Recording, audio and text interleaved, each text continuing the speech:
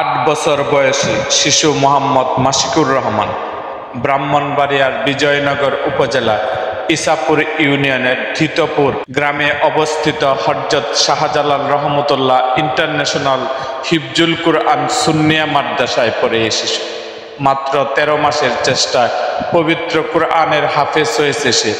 তার এমন সফলতায় খুশি পরিবার সহ এলাকাবাসী। মাশিকুর ওই গ্রামের প্রবাসী মোহাম্মদ দুলাল মিয়ার ছেলে। 4 ভাই বোনের মধ্যে দ্বিতীয় সদ্য হাফেজ হয় এই শিশু। হাফেজে মাশিকুরের চাচা বিল্লাল মিয়া বলেন, আমার প্রবাসী ভাইয়ের ছেলে অল্প সময়ে পবিত্র কুরআন শরীফ মুখস্থ করেছে। আমরা পরিবারের পক্ষ থেকে আল্লাহ ও তার উস্তাদদের প্রতি কৃতজ্ঞতা জানাচ্ছি। দেশবাসীর কাছে তার জন্য দোয়া চাই যেন সে বড় হয়ে ভালো আলেম হতে পারে।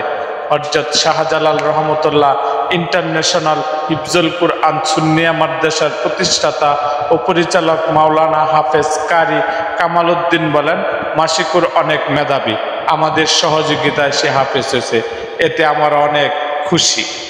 এরকম আরও ভিডিও পেতে এবং রাজনৈতিক অঙ্গনের নানা ঘটনা ও ইতিহাস জানতে আমাদের মুক্তাগাছার ইতিহাস মিডিয়া ইউটিউব চ্যানেলটিকে সাবস্ক্রাইব করুন এবং পাশে থাকা বেল আইকনটি বাজিয়ে দিন।